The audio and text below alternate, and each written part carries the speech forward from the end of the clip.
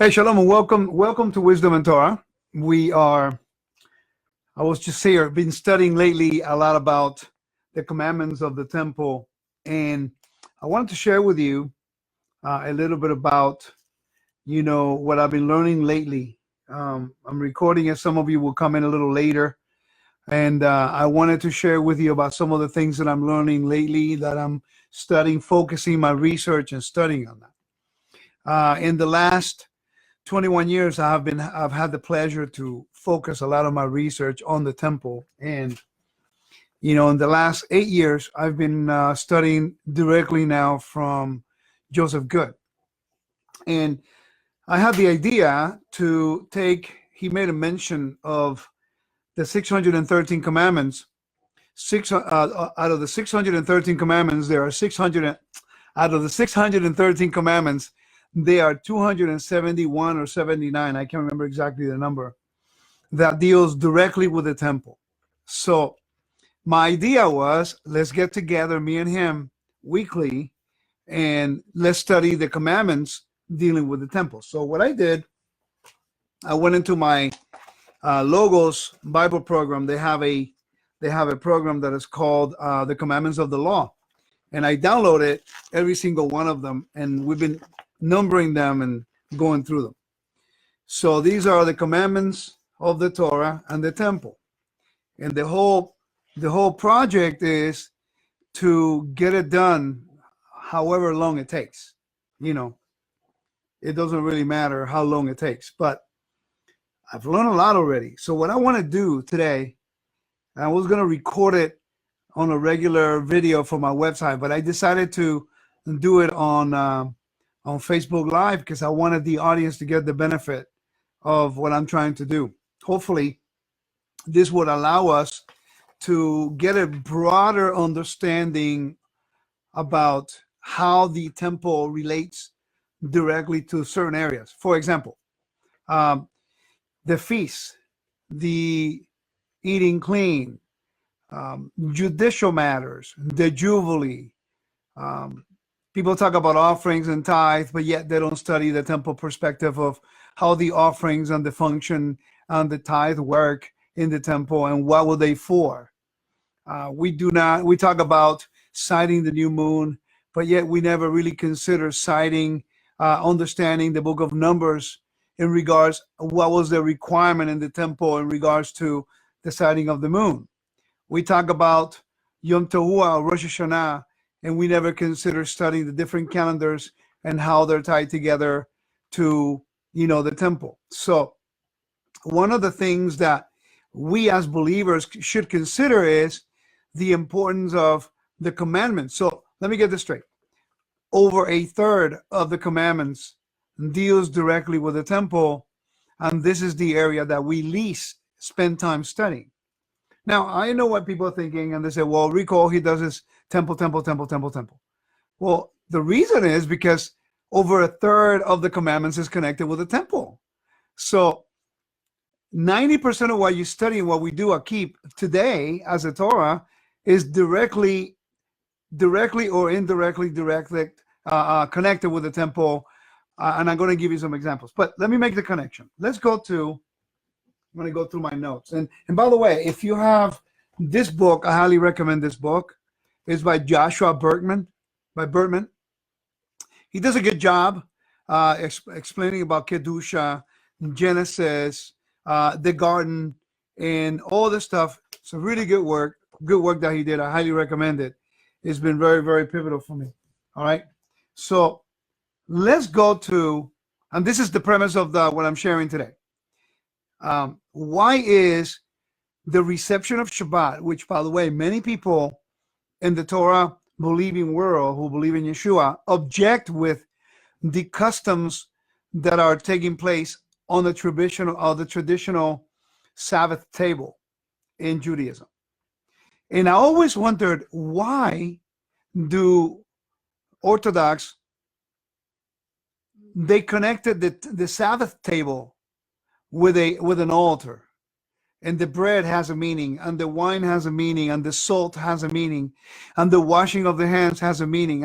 And one that's very important is that the Torah in Numbers chapter 6 the command of the Aaronic blessing is specifically and directly to the sons of Aaron for them to say it. But yet, Judaism allows, I'm talking about the aspect of Kabbalah Shabbat, the reception of Shabbat in Judaism. Judaism allows the father of the house to say the Aaronic blessing over their children on the blessing of Ephraim and Manasseh every Friday night. Why is that? Seems to be contradictory to a zealous Torah command with now you're allowing something that the Torah does not allow. So it's kind of confusing. So I always wondered about that. Okay, so let's get right into it. Let's go to Leviticus. I want to show you this, and I got to tell you, I've read this before. I've studied it, and I've always teach about the temple, but it wasn't until my teacher pointed me out to the connection, then it made sense. It became clear as to why they do what they do.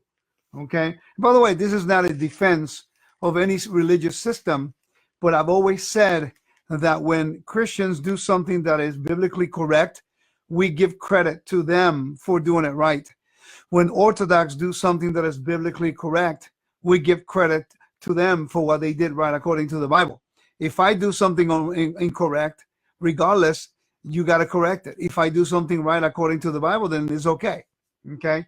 So this is not a defense of any religious system, but this is the honest study of the word and the connections to what they're doing that is actually correct, and we need to learn from. Okay? All right. So in Leviticus 19, verse 30. Verse 30. See if you catch it, all right? See if you catch it.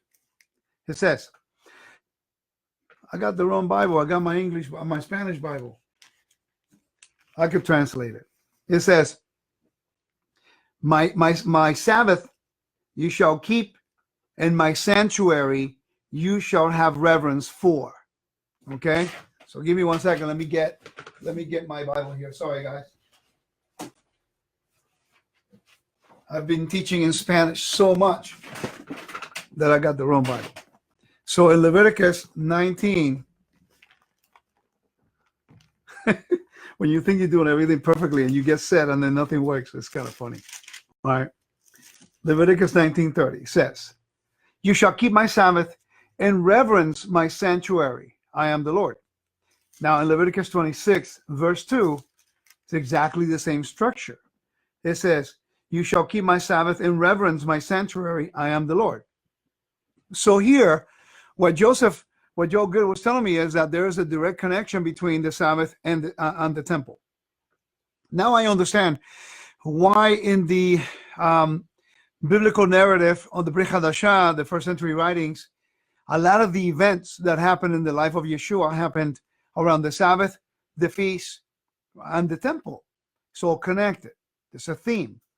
So let me take you to a blueprint, a pattern in the book of Exodus. We've been reading these Torah portions in the last 2 weeks. Now, mind you, in the book of Exodus, from chapters 25 of the book of Exodus to chapters 40, and this week we are reading part of one of the last, Torah portions for the book of Shemot, Exodus. But if we are a little bit aware of these blueprints, we're going to see it. I'm going to guide you through the chapters. We're not going to read it, but I'm going to read the little titles they put above the chapters, how in Exodus 25 all the way to Exodus 31, you're going to see the same connection that we just saw in Leviticus 19:30 and Leviticus 26:2, connecting the temple and the Sabbath. By the way, if we understand this, now we know why. Genesis is a temple text, chapters 1 and 2, and how the Sabbath becomes the day of rest in the garden, which is the temple of God on the earth. Very interesting. All right. So in chapters 25, you have the tabernacle has been built. Then you have the Ark of the Covenant. You have the tabernacle, the table of showbread, golden lampstand. Chapters 26, the curtains of linen. Verse 15 of chapters 26, the boards and sockets. Verse 31, the inner veil. Verse 36 of chapters 26, the outer veil. Chapters 27, the bronze altar. The court of the tabernacle in verse 9 of chapters 27. The oil for the lamps in verse 20. Chapters 28, you have the command to make the priestly clothes. That was last week, 2 weeks ago's Torah portion. The breastplate. You have the robe and the ephod. Then you have the holy crown. Then you have the holiness to the Lord. Chapters 29 was the consecration of the Kohanim, of the priests, and how that took place. Chapters 30 talks about the altar of incense, then the shekel, the half shekel, the ramson money. Then you have the anointing oil. But chapters 31 ends with the Sabbath. The same blueprint as you shall keep my Sabbath holy and reverence my tabernacle. In the book of Exodus, the Lord tells Moses to start building the tabernacle, and then it finishes in verse 12 of chapter 31 about the Sabbath and the sign of the covenant. And then it goes into chapters 32, which is the golden calf incidents. So there are patterns in scripture that we can see as we go along. And then now, what that did for me was I understood why on the Shabbat table, many of us, when we come to the Hebraic understanding of scripture, everything that happens on the Shabbat evening, from the candles to the washing of the hands, that's tradition. We don't need to follow that. When in fact, now we understand that the connection between the temple and the Sabbath is interlinked from the book of Genesis, Exodus, and Leviticus. We are commanded to have reverence for the temple, for the tabernacle. Tabernacle is the same as the temple, the same function. A little bigger in size, but the same function. So what we have here is that there is a connection between the tabernacle of God and a connection with the Sabbath. Sabbath's rest is the day of ruling and kingship, declaring the authority of God on the earth. Now, what's interesting is the Kiddush, what we do every Shabbat, it's called the Kiddush, which sadly many people in the Hebraic roots do not do. And I highly recommend you learn to do this, because the Father uses us to proclaim his holiness, not to declare, but to proclaim who he is. We are to proclaim his feast. We are to proclaim his holiness. We are to proclaim his Sabbath, okay? So on Saturday evening or Friday evening, we have the welcoming of Shabbat. Normally, the prayers of the Siddur starts with the Kiddush. In this case, is Genesis chapters 2, verse 1 through 3, and it reads like this. Now, I want you to think about the Sabbath. The table represents an altar as a temple, and now every head of the household in the home becomes the function of the priest, not the office, but the function of the priest that evening. It's like taking us back to Eden. It's like taking everyone back to the garden. It's really, really cool. It says, thus the heavens and the earth, and all the host of them will finish. Okay.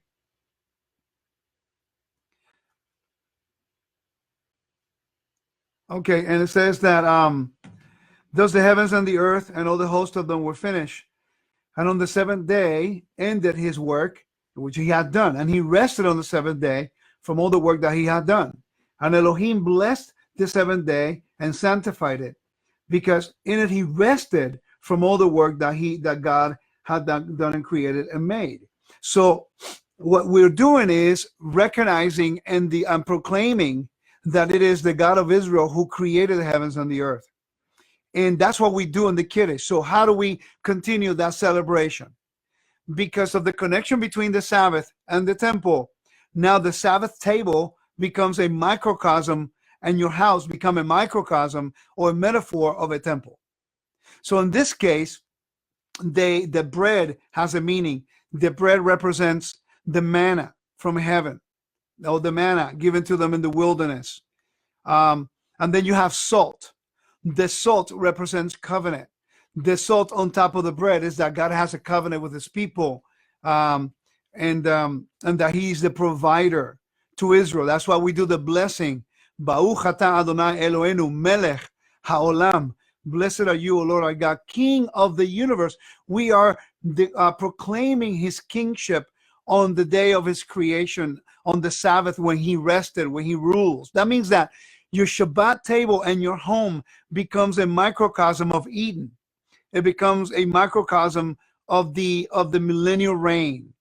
That's incredible. He is using us as the vehicle, as the mouthpieces to declare his ruleship, his kingship. Now remember that Adam is the image of the invisible God. Okay, so what we are doing, we are being restored back again into, we are being restored from humanity, fallen humanity, from the presence of God, to come into his sacred space, the Sabbath, so that we can proclaim his kingship, his ruleship, and his authority, and also to recognize that he's the one who provides for us. Okay, so now we have the candles. Now we know the candles is not a commandment. We do know that. But the candles represent a rite of passage. When we study sacred spaces, in every, when you go into a sacred space, there has to be a rite of passage. Example, when a husband and a wife is going to be intimate, any type of intimacy, whatever it is, a hug or a kiss, whatever, normally you get presentable to meet your wife or your husband. Okay, you're sweaty, and then you take a shower and you get ready to present yourself before that person. And there's always a rite of passage. The candles represent a symbolism from the menorah. The menorah was commanded to be lit, fine. But the candles for Shabbat represent the rite of passage from the common to the most holy, the Sabbath. Guys, nobody's worshiping candles. That's not idolatry. There's nothing wrong with the candles. Okay, that is a rite of passage. It's so that we're using something physical to let everybody know out there that right now in our home is holy. We have sanctified our home. We have separated the house from the common to the most holy. We have entered into a high level of honor. We have entered into a high level of holiness, Kedusha. The washing of the bread represents the provision. The wine, blessing for those who obey, and curses for those who break covenant, to those who disobey. So understand that everything has a meaning. Now, washing of the hands. We normally do the washing. We do the Kiddush, the blessing for on the wine, blessing to the Lord for the wine. And then we add another prayer, and then we do the washing of the hands before the bread. Why do we wash our hands? There's a psalm that says, "Who shall ascend unto the mountain of the Lord? Those with clean hands and clean heart." Remember that the temple was on a cosmic mountain. Ancient temples were on mountains, on hills. Okay. When we are going into Jerusalem, into the Temple Mount, normally people wash their hands, or when people go to the Kotel, they wash their hands before they're approaching the wall. We know the wall is not the temple. We know the wall, no one's worshiping the wall. People go nearest to where the closest we can get to where the holy place was. Okay? But the washing of the hands is a command for the Kohanim, for the priests in the temple. They could not officiate between the porch and the altar with unwashed hands and feet. People who will go into the temple, they have to do an immersion, and they also have to wash hands. Hands washing has a meaning that is important. Biblically, it represents righteousness. My hands are cleaned of blood. My hands are clean of unrighteousness. So therefore, when we wash our hands on Shabbat, before we partake of a covenantal meal on the Sabbath on that table, we are basically saying, Lord, are we righteous in your eyes? Are we worthy to be sitting at your table? Are we worthy enough? Is there idolatry in my heart? Is there unrighteousness in my hands? Is there oppression? My heart is clean. My hands are clean. Can I sit at your table and partake of your blessing? Partake of the sacredness of the Sabbath. When I understood these principles from a temple perspective, it really turned my whole heart around to understand why I do what I do. And that's something that I highly recommend you consider. Many people, when we study the Torah, we start with the process of elimination. We are so wounded from the systems of religion that we come in, we throw everything out, and then we start changing things around. Ladies and gentlemen, 279 commandments of the 613 commandments are directly linked to the temple. And that is the area that I know, if I look at the number of people in this room right now, I know that maybe 95% of all of you here today probably do not consider the study of the temple in different perspectives. So how can we come into an understanding of the Torah when 1/3 of all the Torah commands is connected with the temple and disregard everything related with the temple? It just makes no sense. This is why Ezekiel 43 verse 10 to verse 12 speaks in this manner, and I really want you to hear me a little bit, okay? Please allow me to share this with you, because now I understand why Ezekiel used these words towards the house of Israel. Every single one of you here in this chat, or whoever's watching right now, normally considers yourselves the house of Israel. So these verses are for you. It says, "Son of man, describe the temple to the house of Israel, that they may be ashamed of their iniquities, and let them measure the pattern." This is a blueprint. I was in Houston this past weekend. An amazing congregation. It's Kehillah Or Chaim, the Light of Life.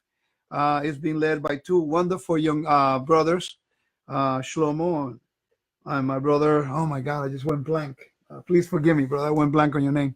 And there were amazing people. The congregation was incredible in Houston. It's a Spanish congregation. And, you know, I had a really great time. And I was talking to them about this topic, and there was an architect in the audience. And I asked him the question. I said, in regards to the word pattern, blueprint, tavnit in Hebrew. And I asked him, I said, "Sir, if someone takes your blueprint that you sealed, you have it sealed, he has a signature." And I told him, I said, when you sealed and you sign your blueprint for construction, and someone who's not authorized takes it, changes the blueprint, what happens? He looks at us and he goes, "That's a crime. That's not supposed to be. They are liable." And then I asked the question, so if in this country, changing an architectural blueprint is a crime, imagine changing the blueprints established by the Creator when we don't have the legal authority to change anything. You see why the connection between the temple and the commandments, and how many? The center of life in Israel was the temple. So it continues, verse 11. "And if they are ashamed of all that they have done," what did the house of Israel do that Ezekiel's talking about? Well, Jeroboam changed the feast from the 7th to the 8th. Jeroboam changed the temple location from Jerusalem to Bethel and Tel Dan. Jeroboam changed the priesthood from the priest to just people around in the northern kingdom. So therefore, what happened there was the same thing that is happening today. Right now, what's going around is everyone's a priest. Now what's going around is the temples in the city of David. Now what's going around is the feasts on different calendars. We got a problem. We're doing the same thing. So what does the Lord do? He says, let me take you back to my blueprint. Let me take you back to the 1/3 of the commandments that is connected with my character, with my heart, with my integrity, with my honor, so that we will be ashamed of the things that we have done because of lack of understanding. Okay? Sometimes in our ignorance, sometimes we make mistakes. Actually, in our ignorance, we always make mistakes. That's why it's called ignorant sin, you know, and I'm grateful for the Creator to have mercy on us because we continually do that. But we have more resources today than ever before. We have less excuses today than ever before. There were times in humanity that only a Jewish person can teach you the commandments because the majority of all humanity did not speak Hebrew. So you needed to go to a Jewish person who spoke the Hebrew, who only had the Sefer Torah, the Torah scroll to read it from. You know? Now you know why we needed a teacher? Now people don't need teachers because we have resources. We have books. We have amount of information. We got Google. You got YouTube. And people have disregarded the most important things, which is understanding context. Okay? And it says, and if they're ashamed of all that they have done, make known to them the design of the temple and its arrangements, its exits, its entrances, its entire design and all its ordinances, and its form and all its laws. Write it down in their sight, that they may keep the whole design and all its ordinances and perform them. This is the law of the temple. The whole area surrounding the mountaintop shall be most holy. Behold, this is the law of the temple. When you go to chapter 44, verse 23, it says this, and I'm going to challenge you with this question that I'm going to ask you. Okay? It says, they shall not take us, I'm sorry, verse 23 of chapter 44. The priests, they shall teach the people the difference between holy and unholy, and cause them to discern between clean and unclean. Here we are telling people not to eat pork and not to eat shellfish, and this is holy and that's not holy, but yet we don't even consider what holiness was, what clean is, unclean, pure and impure was from the temple perspective, which everything comes from that. So we got a problem that we are studying the Bible in the process of eliminating certain things instead of trying to understand the principles of it and how they are applied. Now I understand why in Judaism, although the command says only the sons of Aaron shall say that the Aaronic blessing, the father can say it, not sing it, but they can say it on Shabbat evening to the children. Why? Because the connection in Leviticus 19:30 and Leviticus 26 verse 2, that the Lord says, sanctify my Sabbath and also reverence my tabernacle, my temple. So thus the Sabbath becomes a microcosm of Eden, a microcosm of the millennial reign, a microcosm of a temple, and now the priest is the head of the house. You see, and everything at that table becomes as an altar. The altar, the salt. Why we have salt on a Shabbat table? It represents the covenantal nature of the Lord, permanency. You would not put any animal on the altar unless it was salted. So thus we have salt, covenant, and it's on the altar. We are in covenant with the God of Israel. There's wine, there's a meal, all these things. And by the way, you don't put unclean foods on a Shabbat table, because the Shabbat is supposed to be kadosh, supposed to be holy.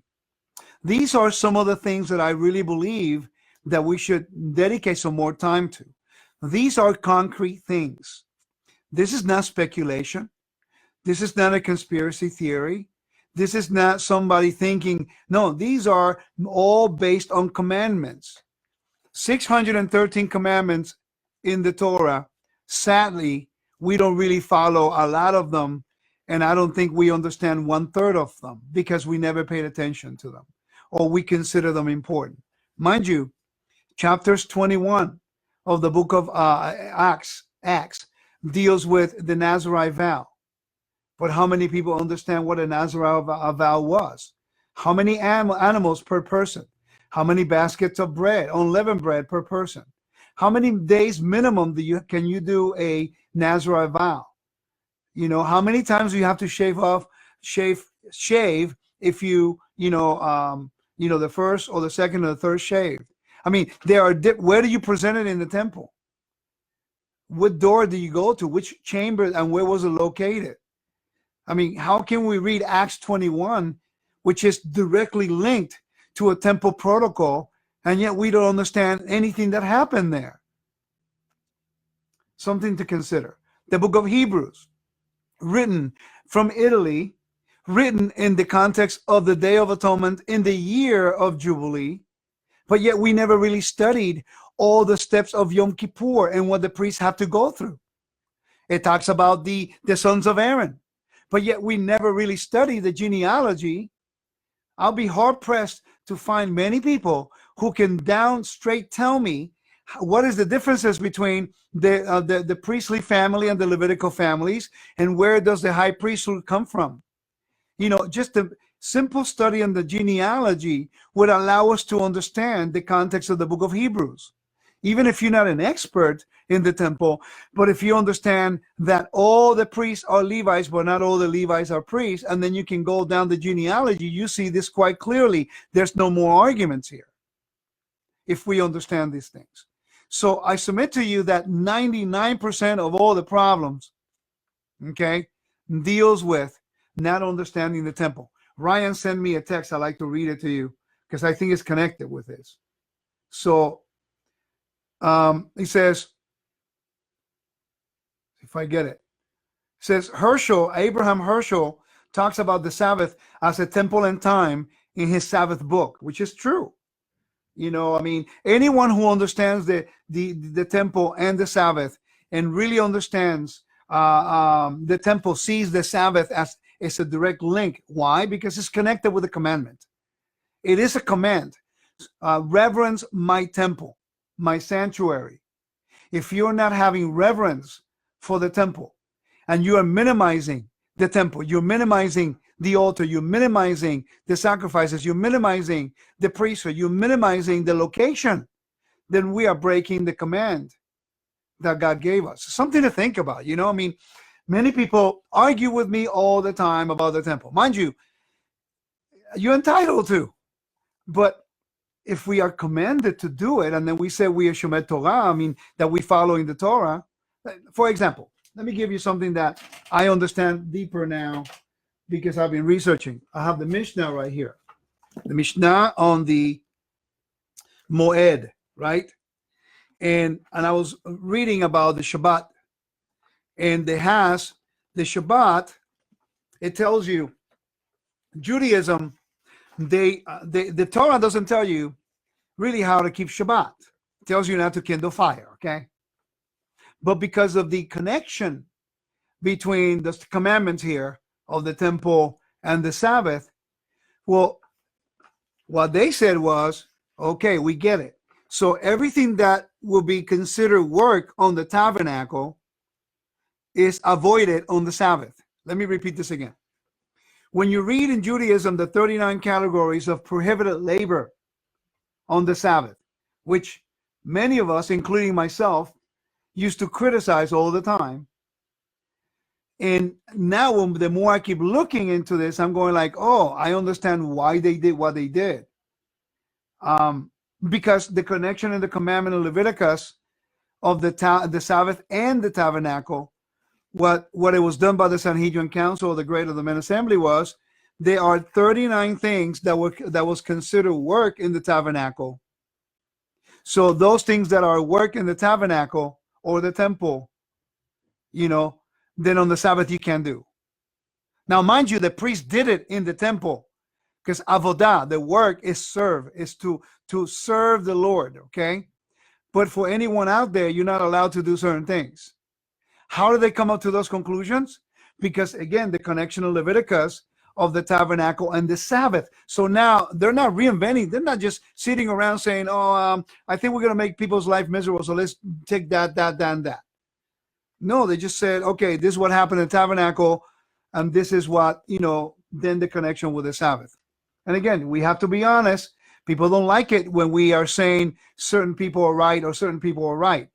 But I'm tired of playing the game of I have to agree with only what we think is right. Listen, I've listened to Christian scholars. I read from certain writers. I read this book from this gentleman. He's a Christian scholar. It's an amazing research on patronage and client relationship in Corinthians. Now, I don't agree with his theology in his denomination, but the research that he did was right on point. Am I just going to throw it out just because he's a Christian? Well, I read the Mishnah. Everything in here is connected directly with the Torah. Am I going to throw it out because a Jew wrote it? That makes no sense. We study it, we verify, we validate, and then we'll grow from there. And we ask the Spirit of God to give us witness to how these things apply in context. So if a Jewish person is correct in the Bible interpretation based on its context, not a problem. If a Christian person does research and comes to a really good, solid, biblical-based conclusion or research and facts, I'll accept it. And this is something that now we have to turn the corner. We have to decide, are we going to continue to act like wounded people all the time, that we're going to diminish and minimize and throw out everything that we don't understand? And I reiterate this. If we say we follow the Torah, we say we follow the commandments, and we do not understand the 279 commandments, over a third of the biblical commandments deal with the Torah, with the temple. Are we really studying the Torah? I mean, it's hard pressed to go through these Torah portions and have people say the temple's done away with, and have people say the priesthood is done away with, but yet teach on the Torah portion dealing with the priesthood and the commandments on the priesthood and all that stuff. How can you justify that? I don't get it. Either we are taking the wrong approach, or we are bringing our mindset from where we came from into this understanding, which is causing more problems. Or we can just be open and willing to say, man, I did not know that, like I had to do. That's why I got myself a teacher, because I finally realized, I got a long ways to go. I want to keep learning. I don't want to keep thinking that I know everything, that I'm going to interpret everything according to my own understanding. I'm going to listen to the voices of wisdom, and I'm going to consider, research, verify, and validate, so that I could be a better servant, so I could be a better teacher, so I could be a better student. That's really the whole bottom line. So I wanted to share with you a little bit about some of the things that I'm studying. This will be a long-term project. I have a few projects that I'm doing. Time is limited. I'm traveling a lot this year, and I'm really excited. But I highlight about the prospect of keep teaching on the temple. With this year, we have temple courses in Perth, Australia. We have one in New Zealand. We have one in Indiana. We have one in Davenport, Florida, in Spanish in December. We have one again next year in January in Orlando, my annual big temple course. I'm hoping that some of you in your local areas will be interested in taking some of the courses that we offer via DVDs and the workbooks, and teach it to your congregations at your own pace. Remember, if we say we follow the Torah and we are not aware of the 279 commandments dealing with the temple that are in the Torah, we are only going to be studying 2/3 of the Bible. And there's going to be another third that doesn't apply to you and me, because we are living outside Israel. There's no temple. I'm not a woman. I don't own land. I'm not a king. Things like that. So I think that, in my opinion, many of the arguments would end if there was a structure, if there was some kind of order that would allow us to understand its context, so that now we can help people understand. Because I hear many people argue on certain commandments, and it's really interesting, because there are certain things that they argue about that is directly linked to the temple, but when you hear their arguments, they're never connecting it to the context of the temple. And I hate to sound, I don't mean to in any way to sound like I know more than anybody, because I don't. But there are times when I'm listening to the argument, I'm thinking, but why is that an argument? The command, that is a temple command. Like, for example, there's many people who want to collect the half shekel. Oh, we need to do this as a commandment. Ladies and gentlemen, it's a commandment when there's a temple. So yes, I would love to pay the half shekel, but we can't do it right now. That's going to be restored, when the temple, the altar is rededicated. And there are many things like that we sometimes are so going gung-ho about, and we create chaos and arguments when somebody doesn't see it the same way. But then again, no one goes back to the root. Is that a temple commandment, or is that a everyday applicable in the dispersion, or is that applicable in the land? Now, all the commandments are good. They are applicable if the structure is in place for it. You follow? So when I go to Israel, there are certain commandments that immediately, as a believer in Torah, I have to follow. But when I get out of the land of Israel, those commands that apply only in the land don't apply to me in the United States. So just that's an example of that. And I want to edify and try to help us understand a little bit more. So consider wisdomandtorah.com. Consider joining my website, please. Out of that website, we do a lot of studies. We do temple stuff, temple location, temple protocol, temple stuff. And I think you'll gain a lot of information, and hopefully it'll edify and help you grow in your understanding of the temple. So I want to thank you guys for the time, for staying tuned in. We have pretty decent turnout. And I just want to share with you some of the stuff that I'm learning. And let me repeat again, if you have Logos program, look at, the commandments of the law, okay? It looks a little bit like this. You're going to have the commandment, positive commandment. You have positive and negative commandments. Then you're going to have, if it's applicable. Now, what you see all the information that you see right here? All that information is what's found in all the rabbinical writings, so you can go verify it. Okay, this is really important. Now, when you go into the app on the Logos, it's not going to look quite this way, okay? It's going to look like just the command and the number on the left. What you need to do is click on the number. If it says positive commandment 78, click on the number. When you click on the number, it opens like this. It gets this big, and you get all the information. So these are the tools that you need. Also, if you own a Judaic Encyclopedia Judaica, they have a list. It looks like this, of all the commands with the references in the Bible. All the commands with the references in the Bible. Okay? And then you can study that. So may the Lord bless you and keep you guys. Thank you so much. Keep me in your prayers. I'm heading to Israel on Sunday. I'm going to be there for my Spanish tour. And then immediately after that in May, I'm heading to New Zealand and Australia for some temple courses over there. It's exciting. The Father's waking up the world to the understanding of His house, and I'm grateful that I'm getting the opportunity to teach that with my teacher Joseph Good and some of the other teachers, Dina Dye and Ryan White, and some of the other teachers out there. If you're interested in temple courses, please let me know. Maybe we can arrange something long distance that we can review 101, 102, and 103 at your own pace in your congregations. May the Lord bless you and keep you. Thank you so much, and shalom. Bye-bye.